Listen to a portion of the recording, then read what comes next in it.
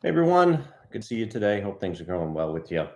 Got the devotional today, so something that straightforward, simple. I want to share with you from what I read this morning in Psalm 50. Was it Psalm 53? Um, just a simple reminder, kind of one of those passages that um, we know some of the verses in the passage because of Romans, especially Romans chapter 3. The Lord, through Paul, requotes Psalm 53 in a couple of verses. And I'm sure many of you know this, but it says Psalm 53, verse 1. This is by David. The fool says in his heart, there is no God. They are corrupt, doing abominable iniquity. There is none who does good. God looks down from heaven on the children of man to see if there are any who understand, who seek after God. They have all fallen away. Together they've been corrupt. There is none who does good, not even one.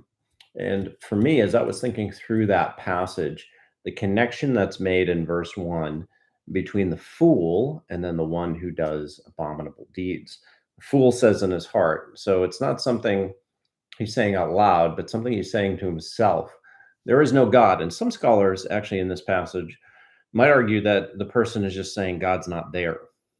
He's a fool because in reality, he's living in such a way that God is not a present reality to him. There's no God. And so the result is he does abominable iniquity, and there's none who does good. And as I was thinking about this passage in my own life, um, temptation to sin is usually a temptation to forget that God is there.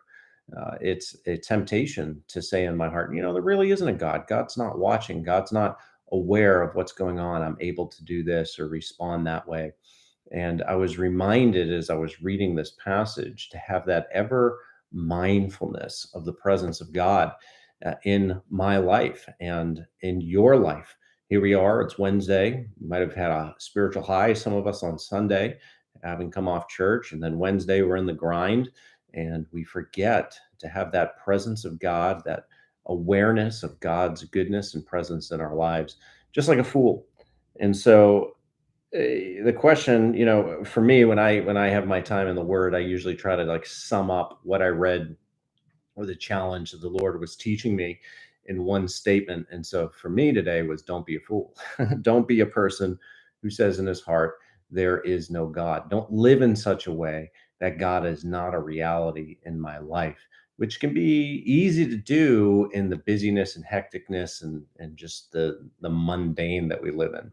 So I hope you are mindful of the Lord this week. I hope you are in prayer and keeping him before you as you go through work, through life, through parenting, through school, whatever it might be. Hope you have a wonderful day in the Lord. Again, looking forward to Sunday, finishing up that passage in Hebrews 9:11 through 14.